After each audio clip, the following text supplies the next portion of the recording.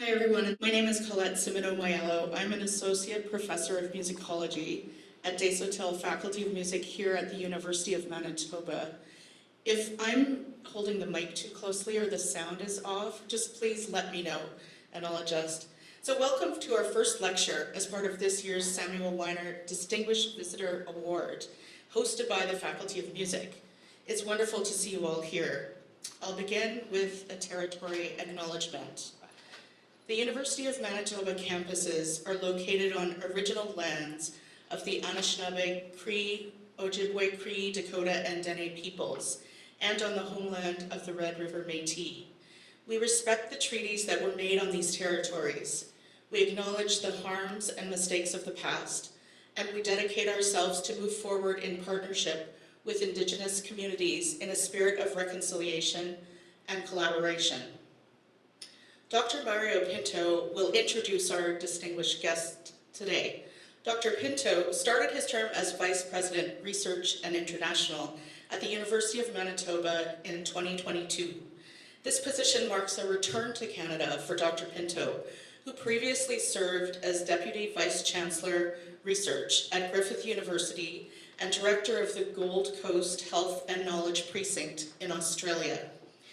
The VPRI office plays a critical role in supporting students and faculty working in research at U of M. Dr. Pinto firmly believes that collaboration between faculties and fields is vital to ensure that innovation reaches its fullest potential, and he aims to advance U of M's research impact on a global scale. Please welcome Dr. Pinto.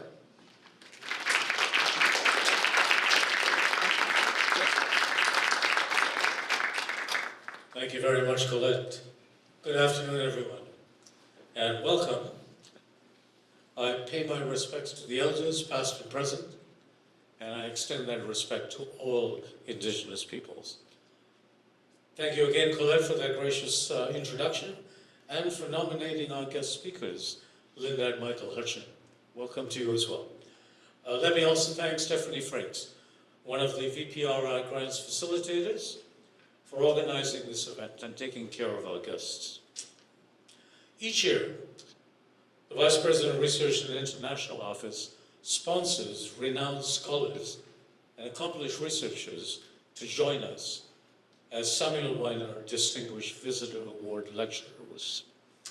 I am thrilled to have the Hutcheons here today to present a talk entitled Straddling Research Boundaries, Interdisciplinarity and Collaboration. Tomorrow, they will be back at the same time for their lecture in Art Lab, Aging and Creativity, Later Life, Last Works. Hopefully not last works. The Hutcheons are a married couple, still okay? Go. Who have combined their distinct areas of professional expertise with a shared love of the multidisciplinary art form of opera, something that's dear to my heart. For decades, their collaborative interdisciplinary work has delved into fields of medicine, culture, literature, and music drama. As researchers, our work achieves its full impact when we collaborate across disciplines through a diversity of perspectives and ways of knowing. At least that's what I've been telling all of you since I came to the University of Manitoba. And I do believe it. As Mick, my eldest, spoke about two-eyed seeing, that's Albert Marshall, we too promote the concept of multi-eyed seeing, embracing multiple perspectives, different lenses, and a spectrum of thought processes. This approach personifies our new strategic research plan, which proposes to bring together seemingly disparate disciplines in imaginative configurations to do something extraordinary. University of Manitoba is Manitoba's research-intensive university and is among the 15 largest research universities in Canada, currently ranked number 11 in research performance in the country. UM has an allocation of 50 Canada Research Shares, funded by the Government of Canada, who represent a diverse group of world-class researchers. As leaders in collaborative research, our faculties are uniquely positioned to address the challenge of sharing advancements with partners across public and private sectors, here at home and around the world. And you will see an international agenda unfold in the next few months as we aim for world domination.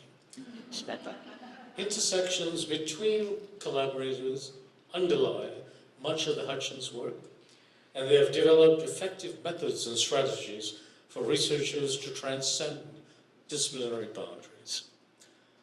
Linda Hutcheon is a professor emerita in the Department of English and the Center for Comparative Literature at the University of Toronto. She has published 9 books on contemporary postmodern culture and critical theory. And she is the recipient of several national awards, including the Killam Prize for the Humanities, the Molson Prize, and she was named an Officer of the Order of Canada in 2011. Michael Hutcheon is a professor of medicine at the University of Toronto. As a medical educator, Michael was honored with a Lifetime Contribution Award from the University of Toronto in 2014 and an American Thoracic Society Clinical Problems Educator Award in 2015.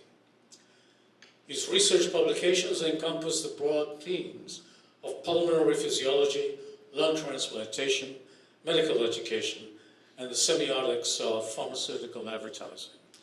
Together, the Hutcheons have published numerous articles and books addressing the cultural construction of sexuality, gender, disease, and mortality in opera. Their most recent book, 4 Last Songs, Aging and Creativity in Verdi, Strauss, Messiaen, and Britten, looks at the final works of 4 operatic composers, examining their responses to the challenges and opportunities of aging.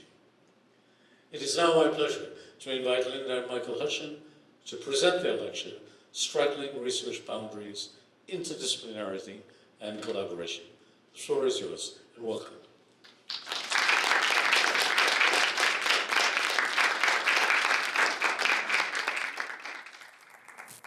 Thank you so much. Can you all hear me well? No? Yes? No? Should I up the mic a bit? How's that? Any better? Okay. Thank you so much for that introduction. It's such a delight to be here, and I want to thank Stephanie and Heather, who's been saving us today. Michael developed a bad cold, and what you're going to hear resembles more the honk of a Canada goose, I think, than his normal voice. I thought he was a baritone, but he turned out this morning to be a tenor, or rather a bass, so he's somewhere down here. As you just heard, though, our academic backgrounds are very different. That's the only reason we put the credentials up there. And over 3 decades, as you just heard, we've been researching and writing together on opera, which is, of course, totally logical. It's obvious that a literary theorist and a physician working together on an art form that brings together music, theater, poetry, and design is logical. It isn't, of course, but it's an awful lot of fun. And the years that we've been doing this have really made us stop and think about interdisciplinarity and in research and the act of collaboration. So what we're going to do for about, 40 minutes or so, we're going to look at the critical literature on these 2 topics, and there's lots, as rooted in our personal experience. Because we sort of did it and then tried to theorize about it. So we work backwards. Let me just check sound. Is that okay? Yeah, okay, great. Okay, well, we reckon that we actually owe you full disclosure, and here we are. Aren't they cute? Anyway, that was an image from us. Linda and I have been together since high school. That's a little embarrassing. But, we kind of grew up in the same Toronto suburb, and therefore we had basically the same primary and secondary school education, and thus the same initial intellectual formation. It's true that our family backgrounds were sufficiently different in 1970 for ours to be considered, at that point, a mixed marriage. An Italian-Canadian named Bortolotti tying the knot with an Irish, Scottish, and English-Canadian named Hutcheon. Nonetheless, our education and our intellectual backgrounds up to this point were remarkably similar. But that all changed when we went to university. So I studied languages and literatures. Michael went into medicine. I then went into grad school in comparative literature, and he studied respiratory physiology. What we realized only later was that we were now being socialized into very different cultures when we entered our different fields. Graduate school, you see, instills a kind of disciplinary culture. It instructs us in how we should behave. That is, what professional norms we should conform to, what methods of inquiry and analyses are acceptable, what language we use to carry out that inquiry and analysis, or more generally, just what disciplinary norms are for interaction, for scholarly production, of course, and even scholarly success. Everything, so absolutely everything, from the courses we took to the conferences we attended and our experiences with peer review and academic reward system, all of this worked to reinforce and reproduce different disciplinary cultures. Since our fields were both university academic ones, of course, there was some overlap. But there was sufficient difference that if you were to read the publications by each of us from this time on, you'd immediately see that we spoke, if you like, or wrote in different vernaculars. I don't know if you can see the titles, I'll read them. Mine reads, Snowstorm of Paper, quotation from a poem, the act of reading in self-reflexive Canadian verse. And Michael's reads, usefulness of transbronchial biopsy in immunosuppressed patients with pulmonary infiltrates. Take that. There we go. So let's flash forward about 10 years, and each of us has now been working in our professions, teaching and researching in these different fields of respiratory medicine and comparative literature. We decided that it would really be fun to try to write something together, something that would bring our different areas of expertise together in what today we would call interdisciplinary research. By this point, we'd been married for 15 years, and we actually thought we knew each other very well. Now that's hubris. We thought that we had accepted that our different professions had turned out different professional deformations, as the French call it. But little did we know what we were about to find. So we had both been attending the lively monthly meetings of something called the Toronto Semiotic Circle. Don't ask. This is in the 1970s and early 80s. And we decided to attempt a semiotic analysis of pharmaceutical advertising that appeared in medical journals like this. So we consciously began with the same methodological premises, those set out by the French semiotician Roland Barthes in his book Mythologies. So we began by determining the ideological implications of the verbal and visual messages conveyed in these advertisements. Now, I should say something about these ads. They're different from most advertisements because they're not directed to the eventual consumer of the pharmaceuticals. So they're not directed at the patient. They're directed at the intermediary, the physician who prescribes the medication. So different twists there. And our disciplinary differences surfaced immediately when we worked on this. So like Roland Barthes, Linda thought that we should simply pick out the most interesting and complex ads and focus on those. So, but Michael said that our intended audience, our intended audience was his medical colleagues. They would have a very different notion of what constitutes evidence, and they simply wouldn't find his or that methodology or its results of any interest or value. Therefore, instead of studying a couple of interesting ads, my idea, we needed a defined sample, he told me. So we studied all 162 advertisements in a specific set of journals in a 2-month period. So clearly there were disciplinary differences here, different assumptions about knowledge and its gathering. And we learned also what Julie Thompson-Klein calls the burden of comprehension that is crucial to interdisciplinary studies. You have to know what audience or audiences that you're trying to reach, and then conceive and develop your research project in such a way that you can communicate with that audience, not just in terms of specialized language, which is always important, but in terms of interdisciplinary assumptions. So that first pilot project in collaboration interdisciplinarity taught us a few other things, and these were less disciplinary than personal. So the caption here reads, can you see? Gail, how about you go collaborate by yourself for a while? This is another dimension of collaborative work that can't be emphasized too much and yet is often ignored. Disciplines reinforce personality differences. And I'm going to just have blank slides once in a while when I don't want you to be visually distracted. You see, what we've learned is that we possess between us one obsessive-compulsive personality. In what's turned out to be a productive division of labor, he obsesses and I compulse, okay? So working together on the same topic for the first time in the library brought this out in spades, okay? And it exposed along the way our professional deformations. I'll give you an example of this. So Michael was trained to read and remember every line. This is Michael's dutifully underlined anatomy textbook from med school. So when we went to the library, he worked slowly and methodically with care and attention, recording each point made in the book he was reading in sequential and logical order.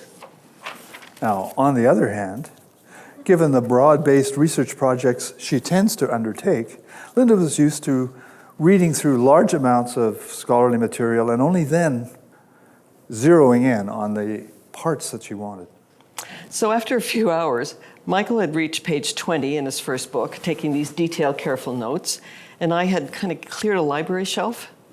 I had these weird notes that looked like hieroglyphics to him, but made sense to me. So we really had to stop at that point and step back and talk about our massive differences in things like pace of reading, note-taking techniques, and choice of data to actually record. Part of this is clearly personality, but part is also reinforced by our chosen disciplines. Absolutely. We learned that we thought as well as worked differently. So Michael was trained, and I'm not insulting him here, I promise. He was trained necessarily as a concrete thinker. He had not only his obsessive urge to understand logic and sequence, but he had what might be called a diagnostic drive. And this is a drive in which the plural meanings of a rather ambiguous set of physical signs, in his case, had to be resolved into a single meaning, a diagnosis. And now at the other extreme, as a textual critic operating within a postmodern frame of reference, the compulsive one here really kept wanting to amplify the single into multiplicity, to jar the fixed into real contingency. So what we learned was that we belong to two different disciplinary cultures. This concept has been put forward by Stephanie and Jennifer Reich. Now, this is a sociologist and a psychologist and their siblings. For the two of us, though, despite knowing each other well, we thought, despite knowing that our intellectual formations from grad school on were different, we had to face the fact that we worked, read, wrote, and even thought in very different disciplinary contexts. And these contexts determined everything from our methods of analysis and our theories to the worldviews and language that worldviews we had and language we used. These cultures determined how we thought and interacted, what we accepted as disciplinary priorities, values, norms, standards of evidence, even measures of success. There were differences for us in what was viewed as knowledge, what constitutes knowledge in a discipline, and even what sort of knowledge is possible.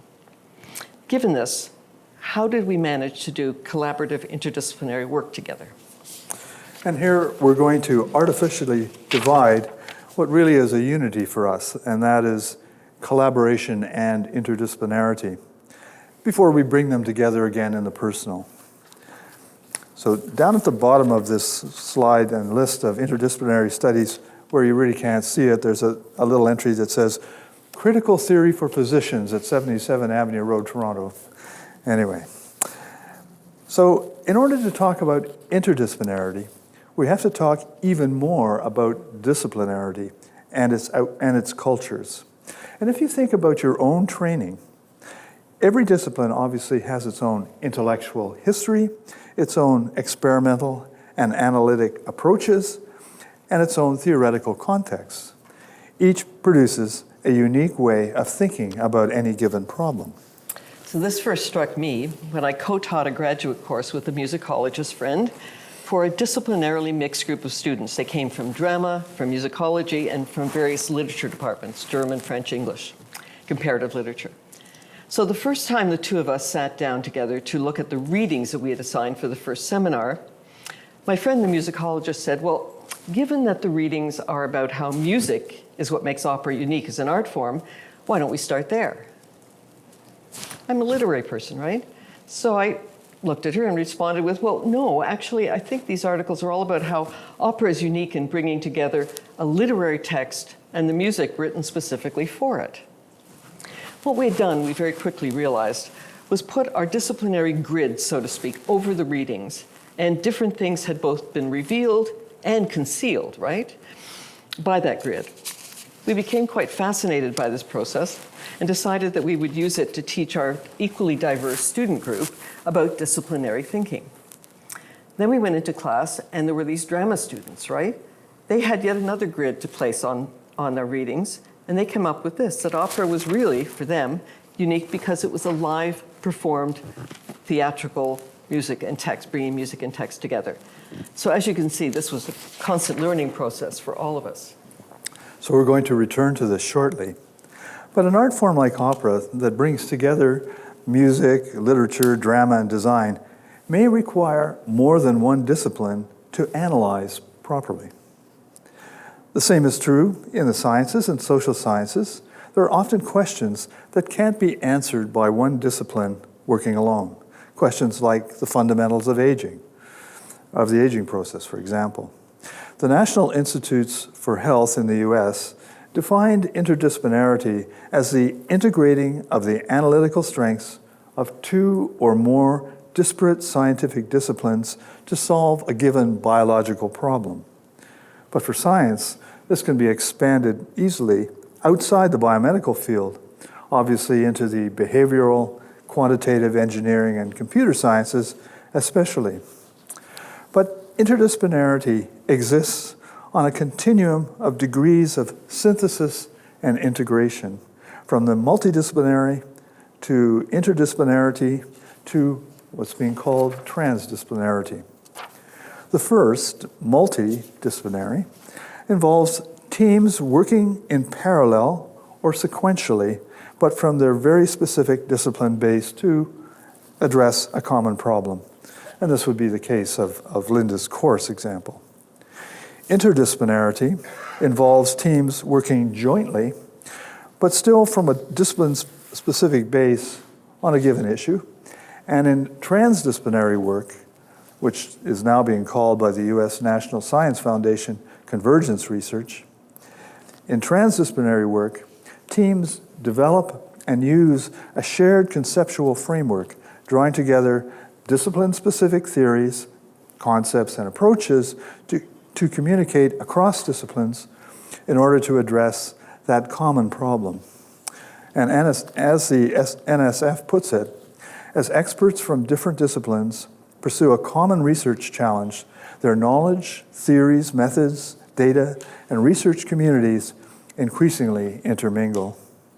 In other words, a research question can generate novel, conceptual, and methodologic frameworks that in fact may even create a new discipline formed by the integration and collaboration of other specific disciplines. And think here of genomics or neuroscience. And this work is transformative, as the current Canadian New Frontiers for Research Fund, the grants are really intended to be. As the NFRF website for grants puts it, projects must have the potential to be transformative, defined as the potential to create a significant and real change or impact, a noticeable leap or tangible breakthrough rather than an incremental advance. So where a research project stands on the multi, inter, transdisciplinary spectrum is really determined by the degree of synthesis and integration of the different disciplinary perspectives that are brought together. Another way to think about this kind of, actually any kind of cross-disciplinarity though, is that it takes place where two or more disciplines work together to open a space between them, if that makes sense.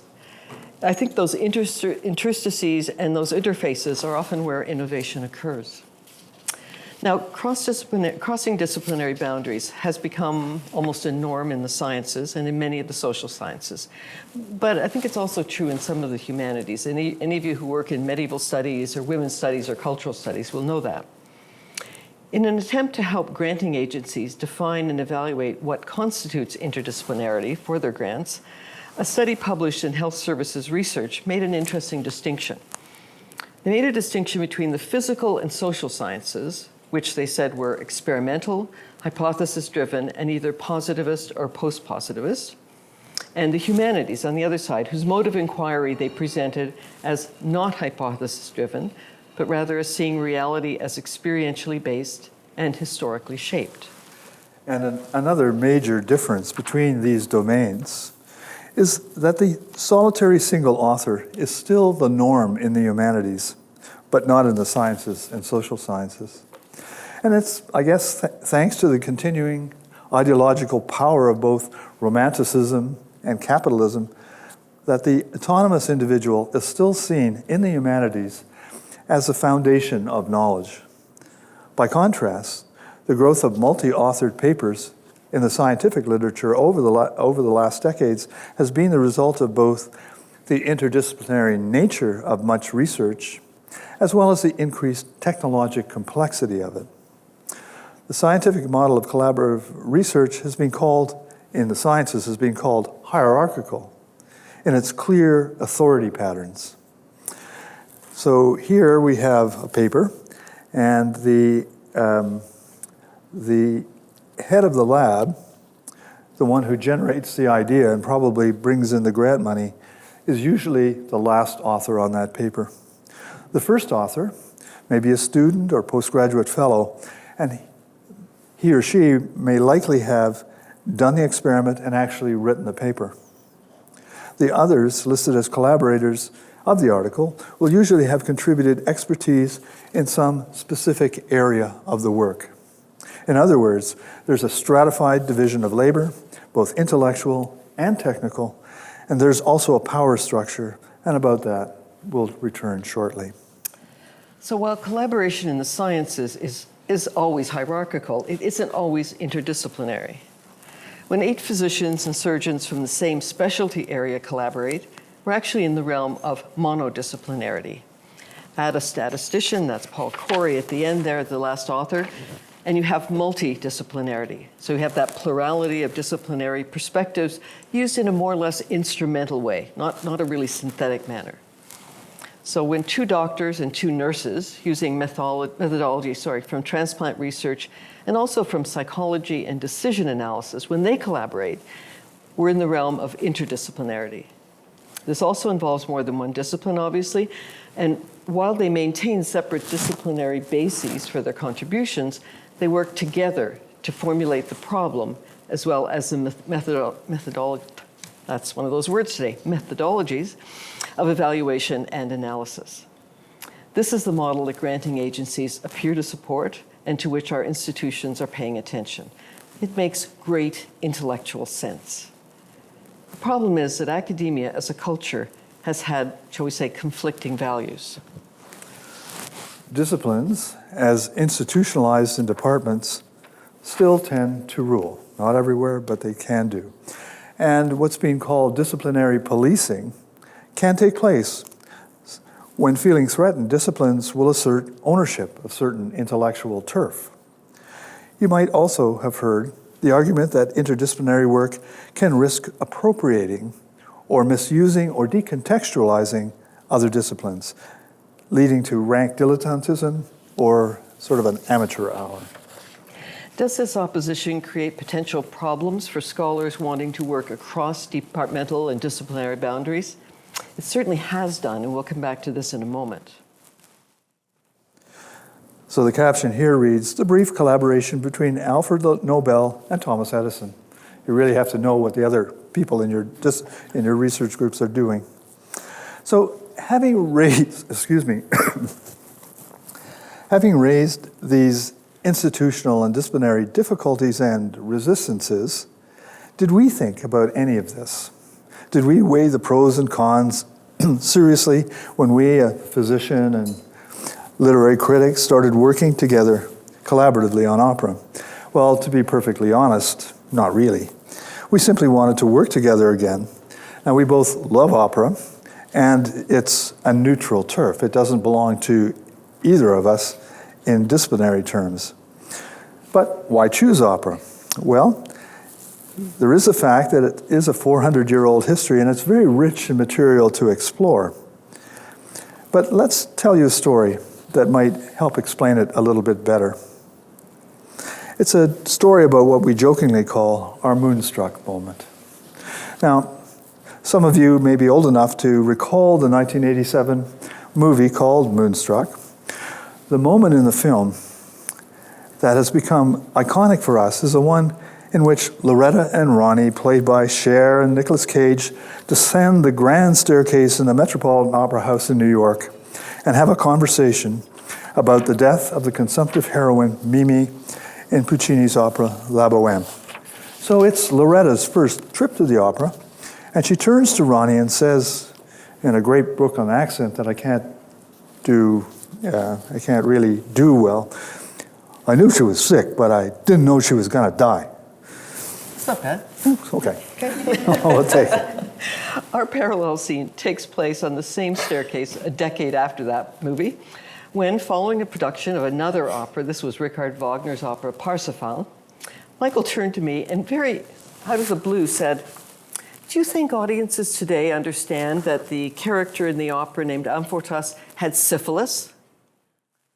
So Linda looked at me as though I were demented, which I have to admit is not that infrequent. But anyway, she said, syphilis? He was wounded by a spear when caught in the arms of the seductress named Kundry. Michael didn't deny this, but he went on to suggest that this was sort of a plot device, and it might be Wagner's indirect or even allegorical way of invoking 19th century obsessive worries about venereal disease. That was very common. He pointed out that Amfortas's wound, one that was inflicted, as I had remarked, in a moment of amatory indiscretion, this was a wound that wouldn't heal, whose pain was worse at night, and was eased only slightly by baths and balsams. He claimed that in the 19th century, those symptoms, articulated like that, would be associated with syphilis for the audience. So to say that Linda was skeptical at that point would have been an understatement. But ever the academic, she announced that if I were right, someone would have written about it and we could find out. To which Michael responded, not necessarily. People didn't talk openly about this kind of disease. They still don't. It's secret and shameful. And today, thanks to the discovery of penicillin, it was in the 1940s, we don't really have to know about these things anymore. So still skeptical, but now somewhat intrigued, Linda began mulling over the standard interpretation of this complex opera. Throughout the years, Parsifal has provoked the most varied and conflicted responses from critics, as they have reacted to its overt Christianity as much as to its anti-Semitism and misogyny. Over the next few days, her comparative literature disciplinary culture provided new contexts, recalling Baudelaire's Les Fleurs du Mal and J.K. Huysman's decadent fin de siècle linking of flowers with venereal disease in his novel À rebours. She began to see Wagner's dangerous flower maidens, and that's the last picture. She began to see them in a new light. What we realized was that there might be a reason why these female characters, and they really are called the flower maidens, the Blumenmädchen, why they were considered in the opera particularly dangerous to the Grail Knights, the militaristic Grail Knights, whom the maidens, their only existence was seeking to lure these Grail Knights to destruction. Michael happily recalled at this point the long military history of military campaigns, so it goes from the 16th century onward, in which the least civilized army usually won. And then Linda got to thinking about the Christianized reading of syphilis over the last 500 years as a scourge of God against the sexually sinful. The figures on our left are being protected by the Virgin Mary, while on the right, sinners are being inflicted by the Christ child with what was called the great pox, and this could lead to death, as we see in the foreground. This might also have something to do with the racial as well as sexual issues of the opera. You see, the realm of the Grail Knights declines after its leader, Amfortas, is wounded during that dalliance with Kundry, a woman dressed in what the text stresses is Arab style. Arab style translates into Jewish style for the text. Michael concurred because in the 19th century, as well as later, the discourse of social decline was linked to personal and racial degeneration, and it was often invoked not only in European campaigns against prostitutes and venereal disease like this, but also in much anti-Semitic writing, including, frankly, Wagner's own.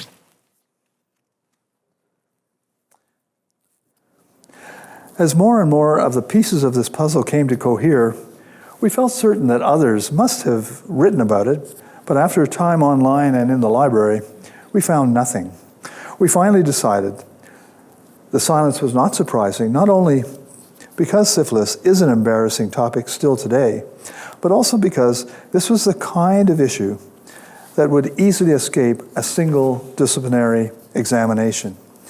A complex opera like Parsifal required historical, political, literary, musical, dramatic, and now medical perspectives in order to analyze it properly or fully, yeah. Fortunately for us, scholars of opera at this time were moving away from the historical method, and especially from the formalist approaches such as this one, Schenkerian analysis. These had pretty well dominated musicology in the 20th century. They'd come to accept that the complex and contradictory nature of opera as an art form that brings together all those different things demands a flexible and varied arsenal of interpretive tools. What came to be called the new musicology in those years started to take into account the larger social and cultural context of music in general and opera in particular. And that was pretty lucky for us. I don't know if you can read our title here. It's Syphilis, Sin, and the Social Order.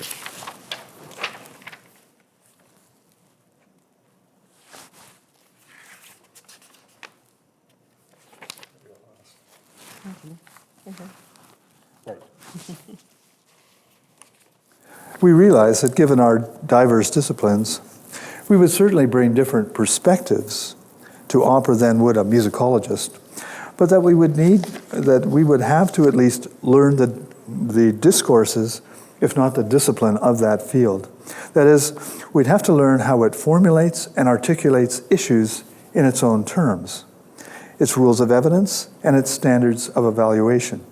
So for musicology then, we would import and borrow, but hopefully with respect and care, as we would from other disciplines, like sociology and psychology when investigating aging and creativity, or history when trying to understand cultural responses to mortality.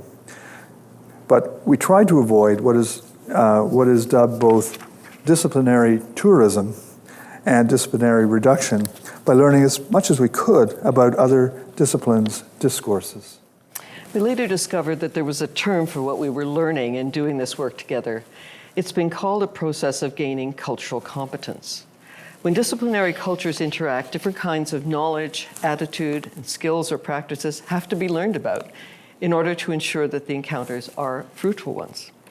Miscommunication is likely, though not inevitable, given that disciplines have their own vernaculars or sociolects, not to mention their own worldviews and values, as we mentioned at the start. This communication issue was something that we had to face from the start. In our collaboration on this, our first book, our different disciplines and our different personalities meant that our writing styles and our modes of argumentation were utterly different. And this meant that there was no way that we could simply divide up the writing with each of us tackling certain sections. No one, believe me, no one would want to have that schizoid experience as a reader. So we had to create something new, a third voice, if you like, that was the voice of neither one of us as individuals. The only way we found to do this, it must be an easier way, but we couldn't find it, it took much trial and error, was to talk everything through orally. then put it on paper, and then reread it aloud and revise it again. So only much talk and time would guarantee some merging and unity that we thought the text needed. Does it work? I think we'd have to leave it to our readers to decide, but we tried. There was another issue involved, though, that we should mention, and that was the communication between the two of us. You won't be surprised to know that when you write together, you discuss, you even argue quite a bit. But you know, a lot is at stake when you're married. You do find ways to keep things at a pretty intellectual rather than personal level when you're debating, but it's something we had to think about. And then there are the idiosyncrasies. For example, as a literary person, Linda was initially loath to give up her words, to surrender control over the writing style of our work together. But she came to see that our third voice required a real melding of our different styles. Letting go, being flexible and adaptable, being willing to shift roles constantly, these were all things we had to learn were necessary when working collaboratively. As was the single most important quality, that not only for us, but in the literature, and that is people have to listen as much as talk. What else did we learn by working together that, Lisa, we can generalize about or tell you about? Some things we can't. It's both fun and it's time-consuming. Most strikingly, though, we do end up in places that neither of us would ever venture on our own. It's absolutely guaranteed. How else would we ever come to write an article on masculinity in opera? Let me get masculinity in opera up there. In addition, we both became increasingly self-conscious about our own disciplinary formations, because to learn disciplinary cultural competence, you actually have to be aware of your own disciplines, premises, strengths, limitations, or you won't be able to appreciate the opinions, efforts, or either the information sources of other disciplines. So our recent look at the critical literature on both collaboration and interdisciplinarity has taught us other things that resonate with our personal experience. The Environmental Protection Agency in the US put the prerequisites of this kind of research in a rather pithy way by first telling investigators they should park their egos at the door, and then it went on to say their insecurities should be parked right beside their egos. Good advice. In other words, while you must be bold and brave and all of those things to venture into these areas, you must also be respectful.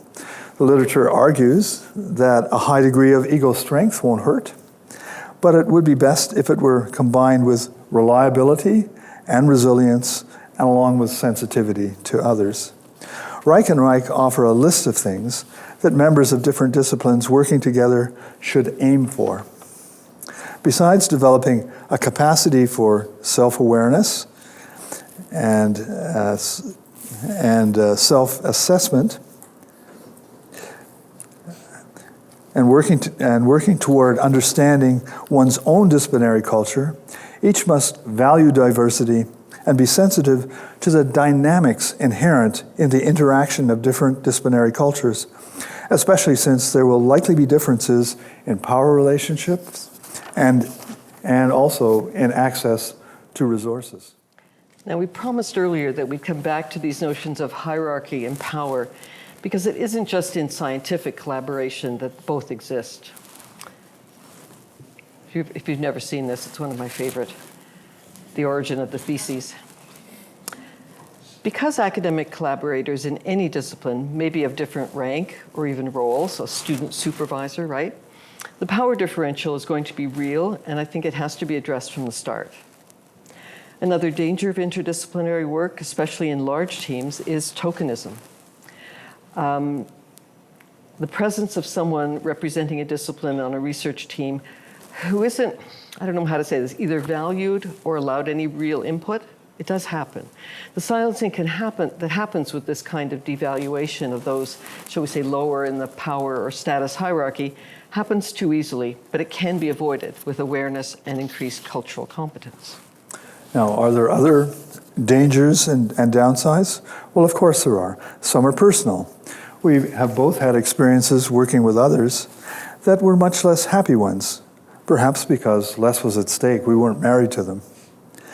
And learning how to negotiate differences might be easier for people who spend a lot of face-to-face time together. Though some couples who do collaborative research have complained that there's a hothouse environment that develops with collaborative research in a couple. There are personal risks involved in collaborative work, risks to the stability and health of personal relationships, friendships, or collegial relationships. That said, there's also a real sense of bonding that comes from successful collaboration. But there are other dangers besides these kinds of personal ones involving human relations. And these involve institutional and professional pressures, especially before tenure. Institutions are currently, and we believe appropriately, promoting this kind of joint research, but that wasn't necessarily the case when we began working together, and in some institutions still won't be. So let me introduce you to two scholars. This is Andrea Lunsford on top and Lisa Eade. Both of these women were denied tenure a while back because they had only done collaborative research together. They went on to write a book about this experience called Singular Texts. They were at different institutions, by the way. Singular Texts, Plural Authors. They took the lead early on in making us aware of the possible institutional risks and dangers, as well as benefits, involved in collaborative work, especially in the humanities. Their, and I'm afraid my discipline, bear witness to the continuing power of the so-called common sense assumption that writing is inherently and necessarily a solitary individual act, and that it's not the constructed and socialized process that post-structuralist and feminist theory has been arguing for years. And by the way, I should say, it all ended happily. Andrea and Lisa went on to be stars in their field. So in the sciences, the concept of single authorship is decidedly suspect, and with good reason. But in the humanities, it continues to determine things like tenure and promotion, because the solo individual is still the model for creative and critical acts. In a way, looking back, that's an obvious reason why we both waited until we were pretty well established in our own fields before we went on to do things together.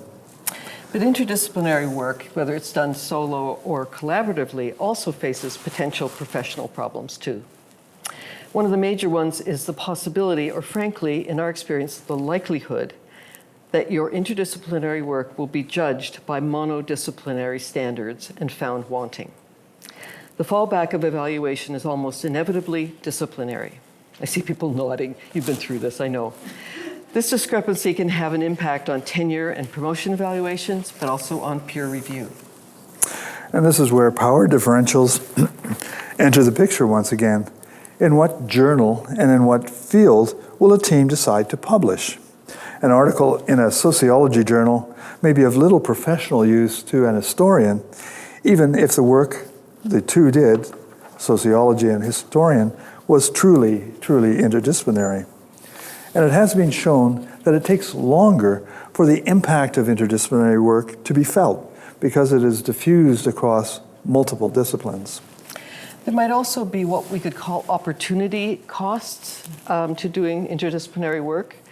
If you do that, it may be at the expense of keeping up in your own discipline. And this might be particularly dangerous for students and younger scholars. Job descriptions in the academic advertisements in my own field can sometimes be strikingly period, nation, and genre specific for literature. So we'll advertise a position in 19th century British poetry, for example, and an interdisciplinary scholar might not even be considered for the position. But there are other somewhat more minor disadvantages. I mean, frankly, as I said, it's a lot more fun. I hate working alone now. This is terrible. It takes a lot longer, though, to work collaboratively as a team. There's no doubt about it. It's simply not efficient. You've probably seen this. Teams, together, we can do the work of one. We felt that we had to let you know the downsides to collaborative interdisciplinary work, but we can't leave you with that. We clearly enjoy doing this kind of work and doing it together. We know what the critical literature says are the positive results, and we agree for the most part. It tells us that this kind of work can facilitate the development of creative approaches. things like new methods and new analyses of old problems.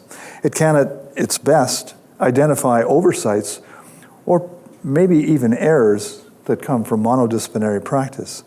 It can challenge disciplinary paradigms in healthy ways through fresh perspectives. But it can also build bridges, and this is one of the most frequent metaphors for interdisciplinarity. And these bridges allow for new and different kinds of communication. For Michael and myself, building those bridges has always been a happy experience, and it continues to be so. You may know Robert Frost's poem called Mending Wall. In it, the poet wonders about the social function of separation, because he has this neighbor, and this neighbor keeps repeating, "Good fences make good neighbors." We aren't so sure. We aren't convinced, that fences, boundaries, divisions between disciplines are necessary in the end. As the speaker of the poem puts it so well, there are important questions to ask. Before I built a wall, I'd ask to know what I was walling in or walling out, and to whom I was like to give offense. Something there is that doesn't love a wall, that wants it down. Thank you very much. Thanks.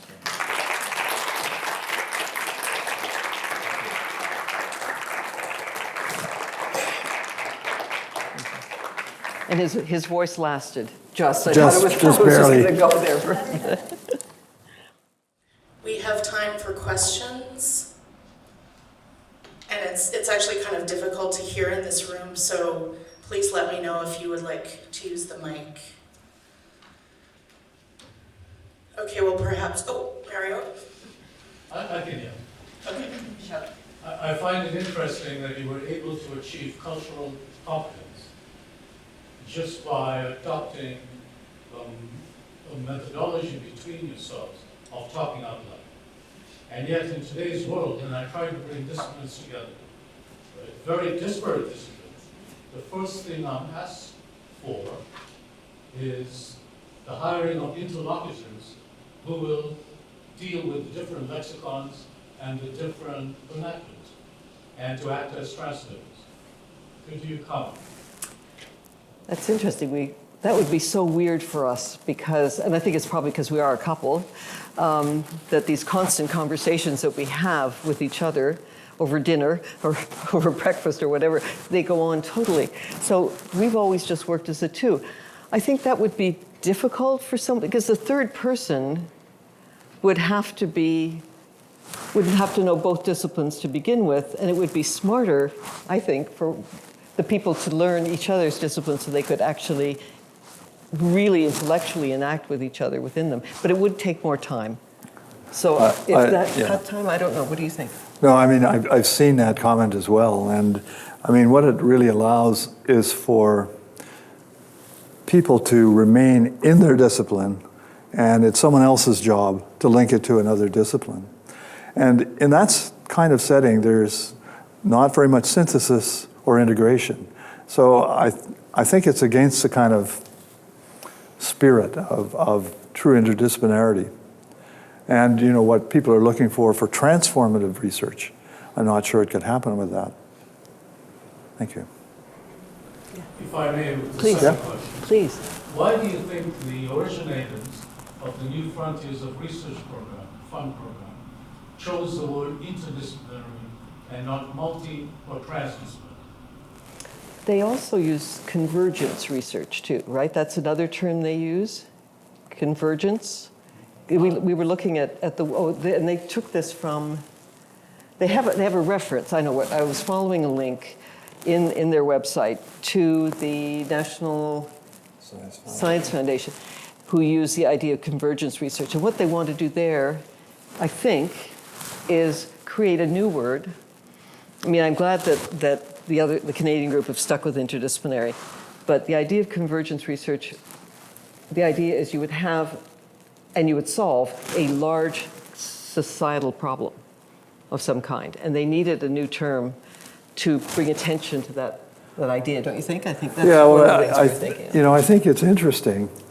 The idea of transformative research is sort of aspirational, right? I mean, that's asking a lot to really transform a field. And we'd like to see it, but it's hard to imagine it occurs. Interdisciplinarity is easier in some ways. It's a concept that people understand. They don't quite understand if you mash together two disciplines of, I don't know, physics and chemistry, that you completely, change the ideas of reality or something like that. But having a physicist and a chemist work together, you can find some pretty interesting things in the interstices, and that would be interdisciplinarity. Interesting question. Anyone else? I can say something. It's okay. I can speak to about the use of opera as a format for looking at the different aspects of what the disciplines can bring together. A real situation that I was in, I used to manage a team of people who were addressing tuberculosis in Manitoba, and so one of the things we did was look at classical music and the use of, and where people where consumption, where tuberculosis had come either in operas or the composers themselves had succumbed to it. Anyway, basically to look at tuberculosis in a different light than what we were looking at it in Manitoba. So I'll just thought I'd mention that. About the transdisciplinary work, I'm a PhD candidate here, and I have crossed, I think now I'm in my fourth discipline, so third or fourth. So I can totally understand I suppose I'm in myself got more transdisciplinary. I think see the value of looking at things from multiple perspectives. I started out in the sciences and I'm ending up in humanities. So I can see where you're coming from, and I can see the value of what you're presenting. Yeah, and you're one of those rare people with multidisciplinary, you incarnate the multidisciplinary so you can do interdisciplinary work because you can do what you wanted your interlocutors to do. She's doing all on her own. Actually, well, thanks for that. Because I do get interesting feedback from people that questioning the value of looking at things from multiple disciplines. And even within the research that I'm doing now, I'm bringing together at least 3 different disciplines, and in my own 4th discipline, I suppose, my underlying discipline, because I think that gives more value to the research that I'm doing. So, Yep. Thank you. Yeah. So thank you. Thank you. Thank you. Good for you. Yeah. Good luck with the thesis. Thank you. And it will take more time. So that's Of course it will, yes. Yeah. But that's an aspect that isn't compensated with research funding or the duration of the degree. I was actually going to just jump in here. The Hutcheons article on tuberculosis, La Bohème, La Traviata, and Conte d'Hoffmann is my favorite article, so I don't know, maybe you know it already. I always use it in opera history class. I actually have a question. I'm curious about if other people in the audience might experience this as well, because we're talking about disciplines as if they are homogenous. And in music, most people think outside of music, all those performer types. But the problem is that's not the only people who are in music. We have some people who would fall under the research creation creative works model. We also have people who would fall under more of the humanities model, and we have social science. Some people do a mix of these. So it becomes even more tricky when administrators tend to paint you all with one brush. Of course you would, join up with the art, School of Art, because you're all these creative types, right? And it's just, wait a minute now. I'm more comfortable in the humanities and tend to do work that crosses that boundary. So I'm sure this is not just in music, that we have disciplines that are not using one homogeneous methodology. So I'm curious about other people's experiences there. Anybody else? Good or bad experiences? I don't have an answer to that specific question, but I was thinking along the same lines, perhaps.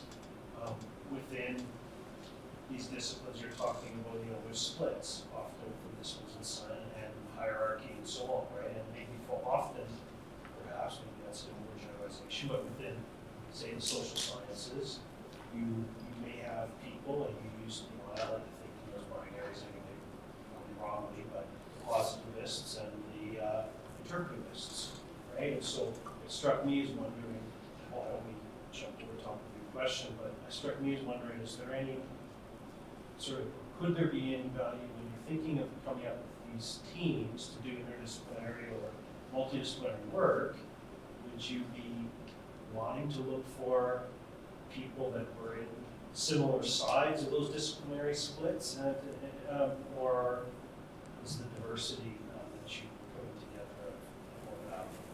If I would say, I don't know what Michael would say, but I would say that if the people in the different groups were willing to be very self-reflexive and very self-conscious of where they're coming from, so that they can then speak to the other people, and those people also know where they're coming from. In other words, know your own disciplinary, and it can be subdisciplinary, modes of thought and research. If you can be very self-reflexive about that, there's more of a chance that you can come together and teach each other about where you're coming from, and in that way, I think you could come together and do some interesting work. But it would be difficult because I know there are those big splits. It's an interesting point that you raised. He's a capitalist? Capitalist, no. He's a positivist. He works in medicine, and but it took me a long time to realize how much that forms his way of thinking. And I think it might have taken you a long time, or less time, perhaps, to be more self-reflexive about that, so that Well, yeah, I'm not sure. It took me a long time anyway. It took both of us a long time to sort of figure out what we were doing. But one thing that's been interesting about disciplines recently, certainly in medicine, and I'm sure it's occurring elsewhere, is there's been a fragmentation of the disciplines. When I started in respiratory medicine, I would probably be able to know what the major research areas were in my discipline. And it was all contained within a couple of journals, which I read faithfully. But now, there's been such a fragmentation in respirology that the ICU doctors who were part of us speak a different language than the interstitial lung disease doctors. And so it really becomes important then when you start looking at certain ways of moving forward in clinical medicine, that you bring these people together. They have the same basis, so they start off from a good place, but they've gone very different directions. So that's how it works. For the patient's good, you have to come together. Yeah. So that's how it works in medicine. It's been great. Thank you very much for your presentation. I'm curious how your colleagues in each of your disciplines think about these type of collaborations. And the reason why I'm asking is I'm a natural scientist, and I remember a colleague of mine saying about a decade ago that social science is not really science. And the other reason why I'm asking is I would say maybe about 1/3 of my work is actually in the social sciences and 2/3 is in the natural sciences. But when I apply for natural sciences grants, for example, the social science work and publications are dismissed because they are not relevant to the application that I'm writing for natural sciences. So I'm wondering about how your colleagues view your own disciplinary work versus the teamwork that you have on. You want to start? Because the medical thing Sure. was the funniest. The medical thing was the funniest thing, and it had several parts to it that made it work. The first thing was my colleagues sort of thought, oh, that's cute. They talk about opera, but then Linda and I would go to grand rounds, which occurs once a week in the Department of Medicine. It's an hour-long discussion about things or presentations. And we give a talk on TB, but the talk would be about opera, of course, but it was also serious and in a way that kind of surprised them. So all of a sudden that became okay. That was all right. So that was my average colleague. what really helped was that Linda and I got grants to pursue this stuff. And They love grants. yeah, the medical faculty loves grants. And, you know, also I have to say that the people who were sort of, I was working for or with, the chief of medicine for the university and the professor of medicine and the person for my hospital were incredibly supportive. And so they really supported the work that we were doing together. And ultimately, promotion to full professor came on the basis of teaching education and what was it called? Creative professional activity. And this was a creative professional activity. And, you know, shocked me, but it went right through U of T. So yeah, no, it's my colleagues were they were fine. Comparative literature and English both were pretty open to doing interdisciplinary work. So a lot of our students by then were doing it. So they were okay. But I know exactly what you mean, and that's why we brought it up about granting agencies when you apply for grants. We didn't know whether we should apply to English or whether we should apply to music. I didn't know if music would judge it by the standards that we thought, the interdisciplinary standards that our projects were. I thought the people in English might, but it was on music, so it didn't feel quite right. So, you know, it was really a disciplinary, you know, question. So finally Schultz put in, when we were, I don't know if it's still there, an interdisciplinary group, but that just had a scientist, you know, I mean, it didn't help for some reason, but somehow we managed to get grants. But it is a big problem, so I know what you mean. And I don't know a way around it, except when you have someone like your VP here who is going to push the boundaries and make people more aware of interdisciplinary work. So thank you for doing your work. Perhaps one last question before we head over to the reception. Typical tips for not getting kind of like boxed in by your preconceived ideas of how the collaboration should work, particularly when there's maybe a power imbalance between like the discipline that can pull in the grants with the one that's the side. So like I'm from the School of Art, it's often like tacked on and just make some meetings. And like, well, that's kind of like we love it. Like nothing wrong with it. That's really hard. Yeah, I mean, that's that imbalance and the tokenism that we talked about, and it's real in so many grants, and especially now that interdisciplinarity is valued, you're more likely to get asked to become part of a team.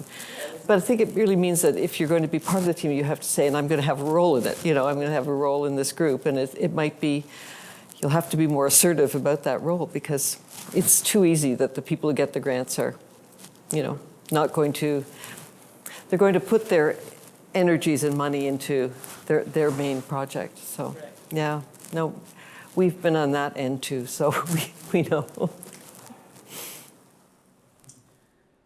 I want to thank Drs. Linda and Michael Hutcheon once again for their invigorating lecture.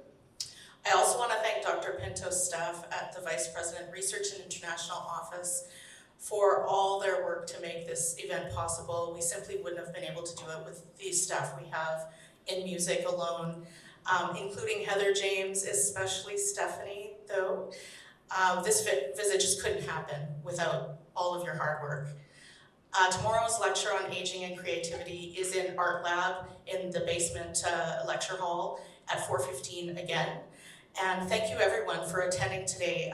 Please come to the reception, which you probably noticed is just outside these doors. And after that, I hope you all have a good evening. Thank you.